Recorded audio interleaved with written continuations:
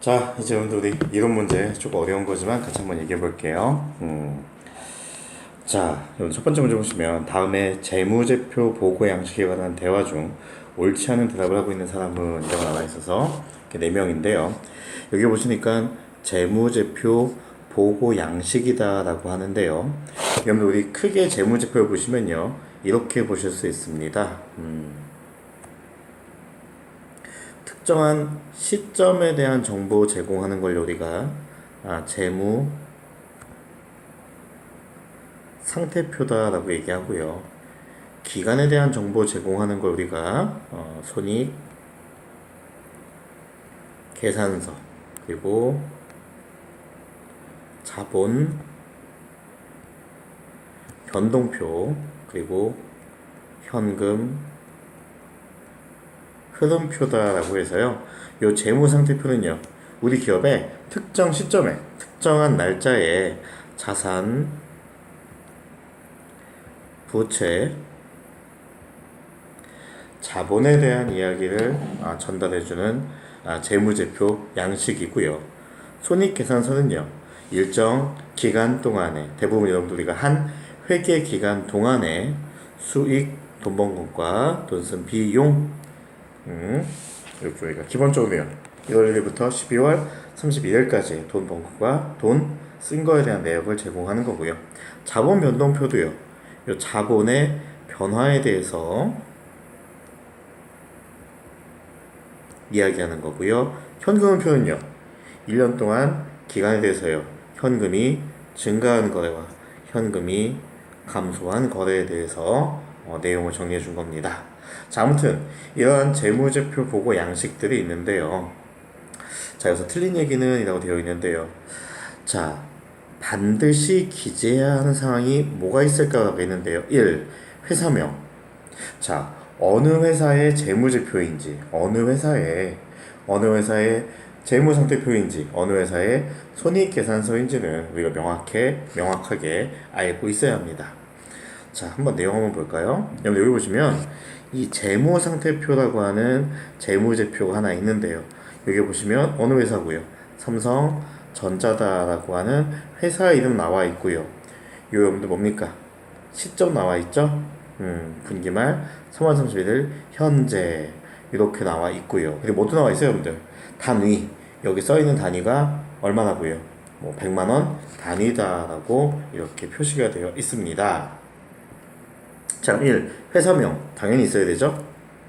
2. 보고기간 종료일 또는 회계기간. 여러분들 거기 있으면 회계기간 명확하게 명시되어 있습니다. 자, 그리고요. 보고통화 및 금액단위. 여러분들 보고통화는요. 우리가 지금 한국은요. 원화 쓰고 있고요. 일본은 엔화 쓰고 있잖아요. 아까 보시니까 여러분들 뭐 되어 있어요? 그렇죠. 원이라고 얘기하는 원화로 표시되어 있구나 라는 정보가 포함되어 있고요. 두 번째로는요. 뭐 또 있으세요? 단위도 있죠. 100만원 단위로 표시되어 있죠. 그럼 얘도 맞죠? 틀린 건요. 외부 감사 기관은요. 나와 있지 않습니다. 이거는 우리가 별도의 감사 보고서를 봐야지만 알 수 있는 내용입니다. 그 옳지 않은 건요. 3번 5대2가 되겠습니다. 자, 2번인데요. 어제도 좀 어렵다고 말씀드렸는데요. 자, 2020년 4월 1일 주식회사 공인의 주식 1000주를 주당 5,000원에 단기 투자 목적으로 취득하고 매입 수수료 15,000원을 포함해서 현금으로 지급하였다. 자, 그럼 여러분들 4월 1일에 제가 분기 한번 볼게요. 차변이 있고요. 대변이 있네요. 자, 일단 여러분들 현금으로 지급한 게 있으니까요. 대변 오른쪽에 현금이라고 하는 자산 감소하네요. 얼마나 감소할까요, 여러분들? 1000주 샀고요. 주당 얼마씩에 5,000원 샀으니까 총 얼마 필요해요? 500만원 필요하신 거죠? 맞나요? 자, 그리고 수수료 15,000원까지 다 현금으로 냈으니까요. 대변은 현금 감소한 게요. 501만 5천원 되겠습니다. 자, 이거 가지고 여러분들 뭐 사신 거예요? 단기 투자 목적으로 주식을 샀다라고 하니까요. 단기 투자 목적이다라고 하니까 우리가요. 그렇죠. 단기 매매증권이다라고 이렇게 표시합니다. 그리고요. 15,000원 우리가 뭘로 쓴 거라고요? 그렇죠. 수수료 비용으로. 자, 요게 시작하는 분기가 됩니다. 자, 그럼 결국 여러분들 우리가 이 주식은 얼마짜리인 거예요? 500만 원짜리인 거죠? 자, 그런데 12월 1일에요. 자, 주식 전부를 한 주당 5,500원에 처분했습니다. 몇 주 가지고 있는데요? 1,000주 가지고 있는데요. 자, 그리고 요 대금은 보통 예금으로 수령했다고 하니까요. 자, 보통 예금 받았으니까요. 자, 보통 예금은 증가할까요? 감소할까요? 증가하게 되겠죠? 그러니까 차변에 보통 예금 얼마예요, 여러분들? 5천 50만 원 되겠죠? 여러분들 5,500 곱하기 1,000 해보시면 되니까요. 자, 그럼 대변에는요. 이 점도 우리가 저 단기 매매 증권이라고 하는 자산 처분하신 거잖아요. 단기 매매 증권 얼마? 500만 원. 자, 그러니까 여러분들 50만 원만큼 여러분들 뭐 하신 거예요? 처분하면서 이익 났다. 뭐 처분하신 거예요? 단기 매매 증권이라고 하는 주식 처분하신 거잖아요. 자, 그러니까 분계가요. 이렇게 나온다고 여러분들. 뭐 별거 없죠? 예, 반복해서 보시는 거니까 한 번 정도만 다시 생각해 보시면 됩니다. 자, 3번입니다. 주식회사 항공의 기계장치에 대한 자료인데요. 2020년 결산 시 손익계산서에 표시될 감가상각비는 얼마인가 라고 되어 있습니다. 자, 여러분들 우리 감가상각이다 라고 얘기하는 건요, 자산의 가치가 감소한다 라고 얘기했는데요. 정액법은요, 우리가 처음 착용 가격인 취득 원가에서요, 잔존 가치만큼은 남겨야 되니까요. 요 잔존 가치만큼 남겼었죠. 그래서 여러분들 100만 원에 사왔지만 얼마는 남겨주고 쓰라는 얘기예요. 잔존 가치인 5만 원은 남겨주고 써라 라고 얘기해서 우리가 요 취득 원가에서요, 잔존 가치 빼준 걸요, 우리가. 그렇죠. 우리가 써버리는, 뭐 감가할 수 있는 감가 대상 금액이다 라고 얘기했습니다. 얼마 되시나요? 95만 원 되시네요. 자, 만약에 얘가 정액법이었다면요, 지금 여기 문제는 정률법인데 정액법이었다면요, 내용연수 사용기간이 5년이라고 합니다. 자, 그러면 이 95만 원만큼 내가 사용할 수 있는데 몇 년 동안요? 5년 동안 사용하시니까 매년 얼마씩 사용하는 것처럼 우리가 생각해 보자는 걸까요? 나누기 5 하시니까요. 95만 원 나누기 5 하시니까요.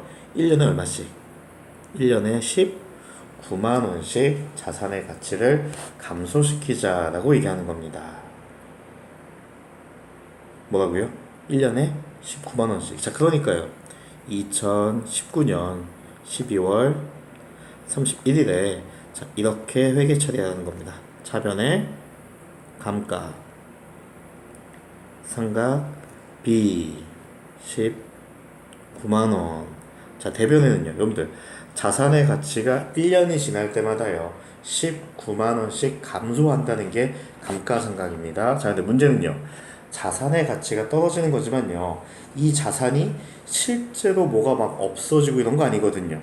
여러분들 이 기계장치가 진짜 1년 지난다고 막 갑자기 뭐 동력이 빠지고 막 바퀴가 빠져나가고 이런 게 아니거든요.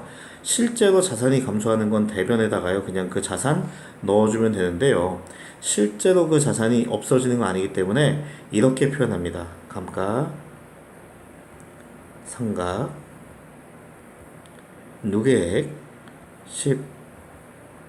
19만 원이다 라고 표현합니다. 이 얘기는요, 내가 자산을 사용해서 가치가 감소한 누적된 금액이 19만 원이다 라고 얘기하는 겁니다.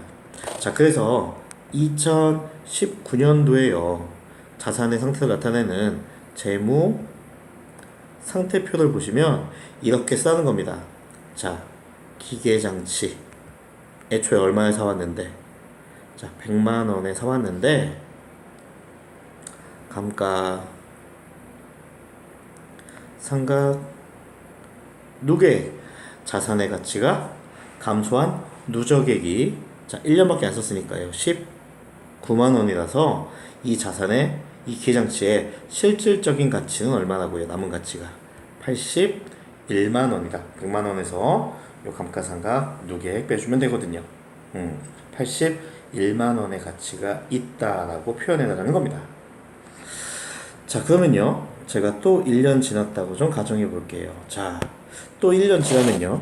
2020년 12월 31일에도요. 똑같이 여러분들 1년에 얼마씩?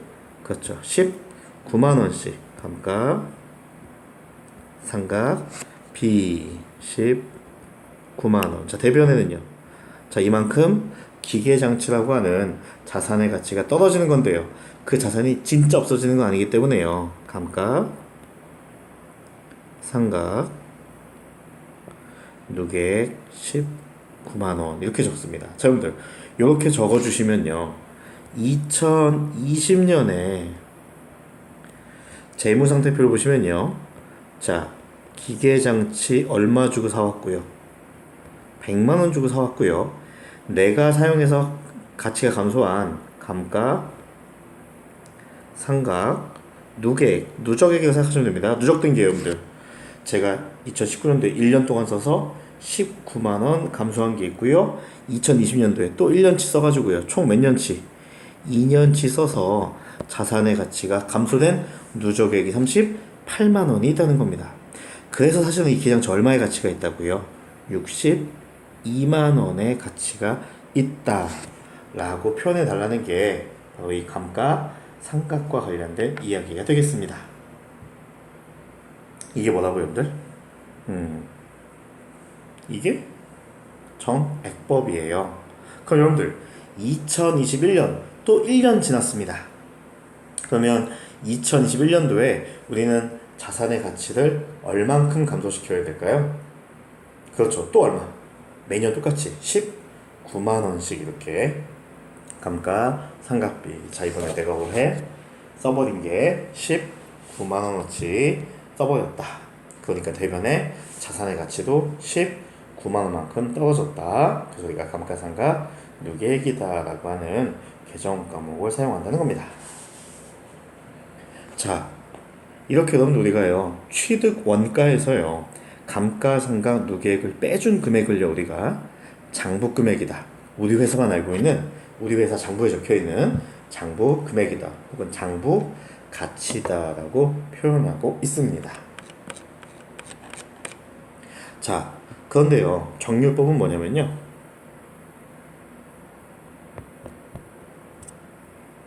이렇게 하자는 게 아니고요. 사실은 매년 자산의 가치가 19만 원씩 감소한다는 건 말이 안 된다는 거예요.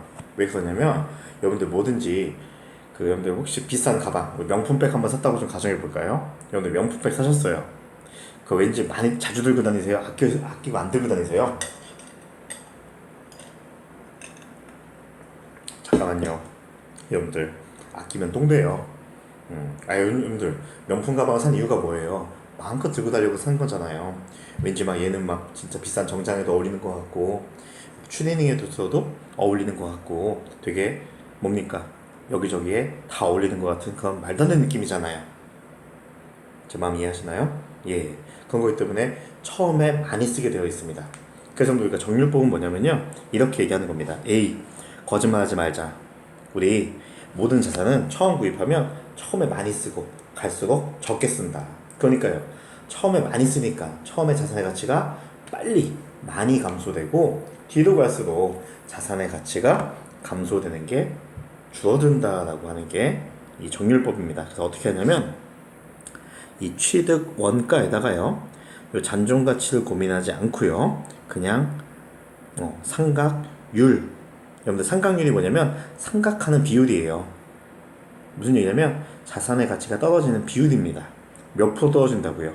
1년에 45%씩 떨어진다라고 믿으라는 겁니다. 자, 그러니까요. 그럼 여러분들 2019년 말입니다. 얼마 주고 사왔다고요? 100만 원 주고 사왔는데요. 이 중에서 몇 퍼센트가 감소할 거라고요? 45%가 감소할 거라는 겁니다. 자, 그럼 여러분들 이거 계산해 보시면요. 얼마입니까? 45만 원이에요. 그러면 우리 2019년도 첫 해는요, 이 기회장치의 가치가 얼마큼 떨어진다는 얘기예요. 45만 원만큼 떨어진다는 얘기입니다. 자, 그러면 분기 한번 끊어볼게요. 2019년 12월 31일에 분기 한번 끊어볼게요. 자, 뭐라고요? 내가 사용해서 가치가 감소한 거, 감가, 삼각비 45만 원. 자, 대변에는요, 감가, 삼각, 누계액 45만 원. 자, 이러니까 여러분들 2019년 12월 31일에요. 재무상태표를 보시면요.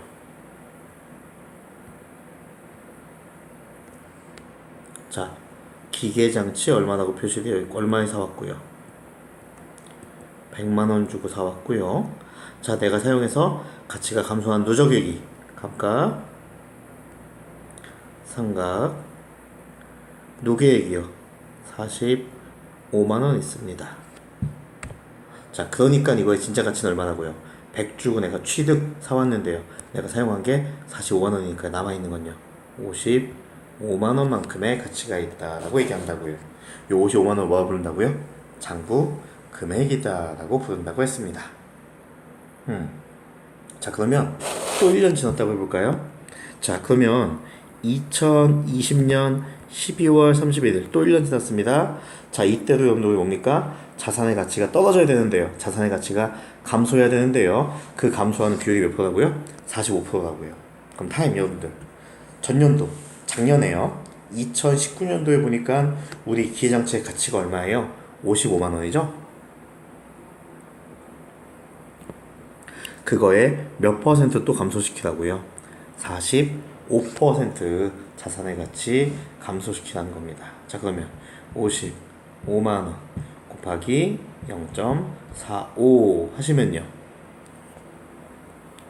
얼마입니까? 24만 7,500원 되시겠죠. 그럼 여러분 우리가요, 취득한지 구입한지 2차 년도에는요, 자산의 가치가 얼마큼 감소된다는 거예요. 24만 7,500원만큼 감소한다는 얘기입니다. 자, 그럼 제가 분기 한번 끊어볼게요. 2020년 10월 31일날은요. 자, 차변에 감가, 삼각비 얼마 감소했고요. 247, 500. 자, 대변에는요. 감가, 삼각, 누계액 24만 7,500원이다 라고 이렇게 표시해 주면 됩니다.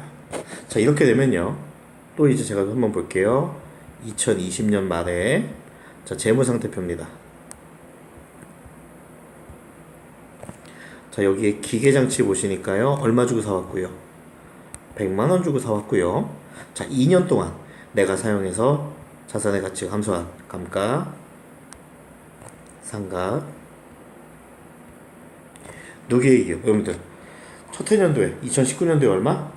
45만원. 그리고 2차년도에요 24만 7,500원. 총 여러분들 자산의 가치가 총 떨어진 게 얼마예요?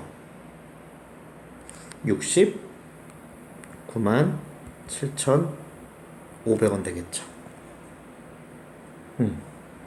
자, 그러니까요, 진짜 가치는 얼마 남았다는 거예요? 30만 2,500원 남았다는 거죠. 자, 이런 식으로 여러분들 첫 해년도의 감가상각비가 제일 크고요. 갈수록 감가상각비가 줄어드는, 초반에 많이 쓰고 갈수록 적게 쓴다라는 논리 가지고 있는 게 정율법에 대한 이야기입니다. 자, 이 문제는요, 2020년도 거로 봤으니까요, 2년 차에 보시니까 얼마입니까? 247, 500 되시겠네요. 여러분들 천천히 다시 한번 보시면 이해하실 수도 있고요. 만약에 이런 문제가 진짜 어렵다, 안 되겠다라고 하시면요, 실기를 진짜 열심히 하시면 됩니다. 실기를 진짜 열심히 하시면 됩니다. 정말 이해하시죠? 예, 좋습니다.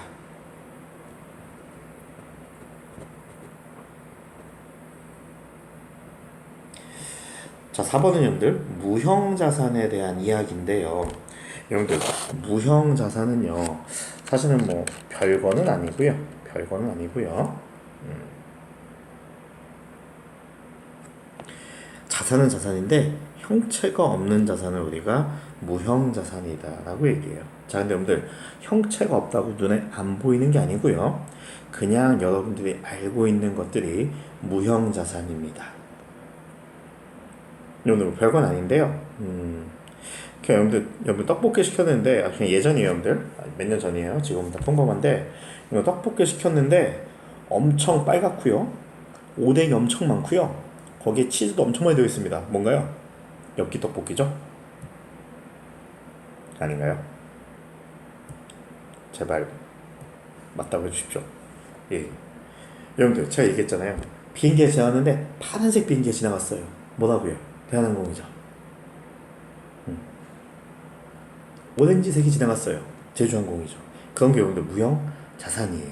여러분들 우리 똑같은 뭐 술집이 있다고 좀 가정해 볼게요. 술집이 A, B가 마주보고 있는데 똑같아요. 뭐 가격도 비슷하고 뭐 맛도 비슷하고 그래요. 자, 근데 A 술집은 장사가 되게 잘 되고요. B 술집은 장사가 되게 안 돼요. 이유가 뭘까요? 그렇죠. 뭔가 A 술집만의 뭔가 매력이 있겠죠. 그렇게 오늘 장사가 잘 되면요. 우리가 나중에 상가 매매할 때 우리가 뭐 주고받아요? 잘 모르셔야 되는데 권리금이라는 거 주고받거든요. 장사가 잘 되면 권리금도 세고요. 권리금도 높고요. 장사가 안 되면 권리금도 작거든요. 그런 것들 우리가 무형 자산이다라고 얘기합니다. 다른 기업에 비해서 뭔가 우수한 것들, 우리 기업에 유리한 것들, 이런 것들이 무형 자산입니다. 자, 근데요. 그런 여러분들 우리 뭡니까? 권리금 같은 것들도요. 시간 오래 지나면 장사가 안 될 수도 있고 계속 잘 될 수도 있거든요. 자, 그러니까 그 무형 자산을요. 우리 권리금도 그렇죠. 감가상각을 하게 되어 있습니다. 자, 1. 정률법으로 생각할 수도 있다. 여러분들 우리 감가상각은요. 정액법도 있고 정률법도 있습니다. 맞아요. 얘도 둘 다 됩니다. 2. 물리적인 형체가 없는 판매용 자산은 무형 자산으로 분류한다. 여러분들 타임. 느낌이 이상하죠? 물리적 형체가 없다. 그래. 형체가 안 보이니까? 그래. 안 보이는 게 무형 자산 아니야? 에이, 여러분들. 판매용 자산은 우리가 뭐라고 불렀어요, 여러분들? 판매를 목적으로 보유한 거. 그렇죠, 여러분들. 판매를 목적으로 하는 건 재고 자산이에요. 그래서 우리가 재고 자산 안에 뭐 상품이나 제품이 있다라고 얘기한 거거든요. 우리가 판매를 목적으로 보유한다라고 하면 재고 자산이다라고 표현하고 있습니다. 3. 소프트웨어를 구입하는 데 지출한 금액은 개발비로 분류한다. 여러분들 우리 그 기억나세요, 여러분들? 우리 회계 프로그램 구입했다고 했잖아요. 면세로 구입했던 거 기억 안 나시나요? 그때 우리가 뭐 소프트웨어 구입했다, 자본적 지출이다 라고 얘기했을 때 여러분들 우리가요 회계 처리할 때 그때 계정 뭘로 썼어요? 그냥 소프트웨어라고 하는 무형자산으로 입력한 거였죠. 여러분들 무형자산이 별거 아니에요. 여러분들 요즘에 뭐 CD 잘 안 쓰시죠? 요즘에 여러분들 뭐 프로그램 설치하실 때 어디 다운받거나 그냥 USB죠. 근데 여러분들 이제 아시잖아요. 회계 프로그램 있는데 녹색인데 뭔가 이렇게 십자가 모양이 있어요. 우리 공부하는 거니까 뭐예요? 저거 더존 AT다 라고 하는 거 아시잖아요. 구분하실 수 있죠? 예, 이런 거 우리가 무형 자산이다 라고 얘기합니다. 4. 내부적으로 창출한 영업권은 무형 자산에 기록한다. 여러분들 되게 중요한 건데요. 내부적으로 창출한 영업권이다 라고 하는 건 여러분들 이 영업권이 권리금이거든요. 장사 잘 되는 데서 우리가 권리금 더 받고 덜 받고 이런다고 얘기했잖아요. 여러분들 이 권리금이다 라고 하는 건 우리 기업의 매력이다, 우리 상가의 매력이다 이런 거예요. 여러분들 이 권리금은요 매력이에요. 왜요? 장사가 잘 되니까요. 살려고 하는 사람 입장에서 봤을 때요 엄청나게 매력적인 겁니다. 근데 여러분들 이 권리금은요 내가 주장하는 거예요? 세상이 인정해야지 내가 받을 수 있는 거예요? 그렇죠. 세상이 인정해야죠. 자, 근데 여기서 얘기하는 내부적으로 창출했다는 얘기는요 그냥 회사 내부에서요, 우리 가게 내부에서요 내 생각이에요. 내 생각인데 우리 가게 이 정도면 잘 되는 것 같은데, 돈 더 받아도 될 것 같은데 라고 나 혼자 생각하고 있다는 겁니다. 이런 거 된다고요, 안 된다고요? 당연히 안 되겠죠. 여러분들 우리 매력이라고 하는 건 내가 주장하는 거예요, 남들이 인정해 주는 거예요? 남들이 인정해줘야지 매력이거든요. 그래서 우리 이번에 꼭 알고 갈게요. 무형자산 내부적으로 창출한 건요. 그냥 우리 회사 내부에서 하기로 합의한 건요. 그렇죠. 자산이 될 수가 없다라는 이야기입니다.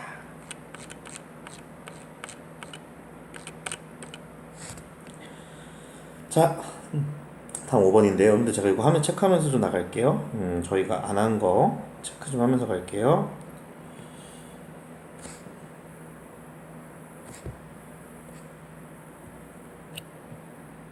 자, 5번은 저희가 지금 안 할 거고요. 다 끝나갈 때쯤에 다시 한번 얘기할 거예요. 대손충당금과 대손삼각비에 대한 얘기는 나중에 다 끝난 다음에 저희가 여력이 되면 다시 할 겁니다. 자, 6번 보시니까요. 어제 했던 얘기죠, 여러분들? 자본 증자를 위해서요.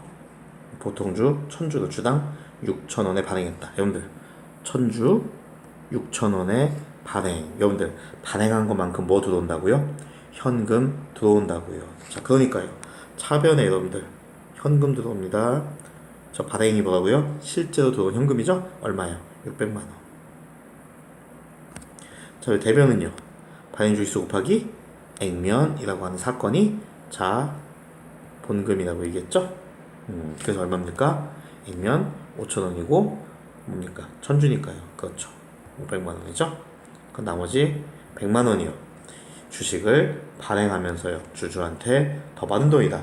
초과해서 받은 돈이다. 라고 해서 우리가요. 주식 발행 초과금이다. 라고 얘기했었죠? 우리가 정답은 2번입니다. 자, 7번인데요, 여러분들. 자, 얘도 시험에 많이 나오는데요. 일단 지금은 안 하려고 합니다. 지금은 안 하려고 하고요. 자, 8번은 여러분들 요거 우리가 지금 계속 고민하고 있는 수동결산에 대한 이야기예요. 이 사실은 수동결산이 어려운 이유가 이론 문제에서 먼저 시작한 거라서 조금 어렵습니다. 그래서 8번에 우리가 내용을 좀 먼저 얘기할게요. 자, 근데 무슨 얘기냐면 2020년 2월 1일에요. 1년분 임대료 600만 원을 현금으로 수취하고 전액 수익으로 인상하였다라고 합니다. 자, 여러분들 일단 얘기 좀 해볼게요. 우리 지금 나 임대료라고 써 있으니까요. 그리고 돈을 받았으니까요.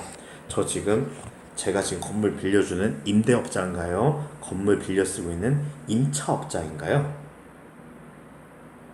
여러분들 임대료, 임대인 빌려준 사람이죠? 저 지금 부동산 빌려주고 있는 거거든요. 몇 년 동안이요? 1년 동안 건물 빌려주기로 했고요. 그냥 건물 얘기할게요. 1년 동안 건물 빌려주기로 했고요. 1년이니까 몇 달이에요? 12달이죠? 그렇죠. 12달 빌려주기로 했고요.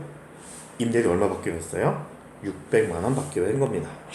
자, 그러니까요. 저는 2020년 2월 1일 날 차변에는요.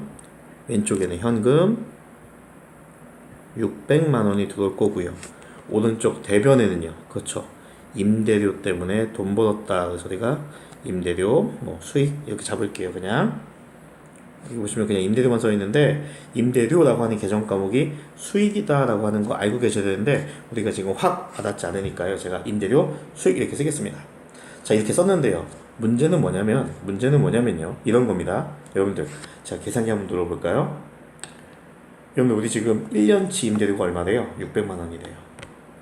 여러분들, 12달로 나눠보시면요. 한 달에 여러분들,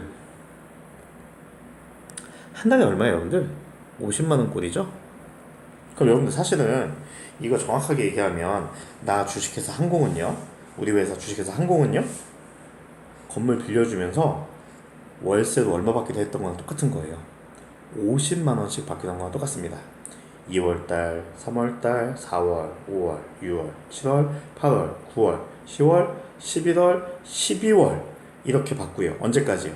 내년인 2021년 1월 달에도 뭡니까? 그렇죠. 월세 50만 원 이렇게 받으면 되는 건데요. 원래 여러분들이 이렇게 그냥 월세 받으면 되는 건데 저 항공은요. 뭐 한 거예요? 12달치 한 방에 다 받은 겁니다. 자, 그리고 12월 달 결산 볼 때요. 그런 고민 하자는 거예요. 야, 만약에 여러분들 12월 말이니까 여러분들 계약 기간이 몇 달 남았어요? 한 달 남았죠? 계약 기간 한 달 남았는데 혼자 쓸데없는 생각해 보는 거예요. 뭐라고요? 만약에 이거 빌려간 건물 빌려간 임차인이 만약에 내일 와가지고 나 한 달치는 안 쓸래요. 돈 돌려주세요. 라고 하면 혹시 돈을 돌려줘야 되지 않을까? 라고 생각해 보자는 게 결산입니다. 다시 여러분들, 나 지금 주식회사 항공은요 2020년 2월 1일부터요 2021년 1월 달까지 뭐 할 거예요? 건물 빌려준다니까요. 그리고 1년치 12달치로 600만 원 받았어요. 근데 12월 20날 딱 자려고 누웠다가 눈을 떠보니까 그 생각이 드는 거예요. 갑자기 저 상대편 거래처에서 와가지고요. 나 한 달 남은 거 안 쓸래요. 돈 돌려주세요. 라고 얘기하면요. 얼마 돌려줘야 될까요? 그렇죠, 여러분들. 한 달치 월세 50만 원 돌려줘야 되거든요. 그러니까요. 나는 지금 요 임대료 수익 돈 번 게요. 600만 원 다 번 게 아니고요. 아직 한 달치는 모르는 거니까요. 임대료 수익이라고 하는 수익을 감소시켜 주는 겁니다. 얼마 들려? 한 달치 일단 이렇게 빼주는 거고요. 여러분들, 한 달만큼 나는 건물을 빌려줄 권리가 있는 거예요. 건물을 빌려줘야 될 의무가 있는 거예요. 여러분들 이거 월세 받으셨으니까. 그렇지, 건물을 빌려줘야 되는 의무 있으니까요. 여러분들 뭐라고 부른다고요? 이 대변에는 부채가 들어가야 되는 겁니다.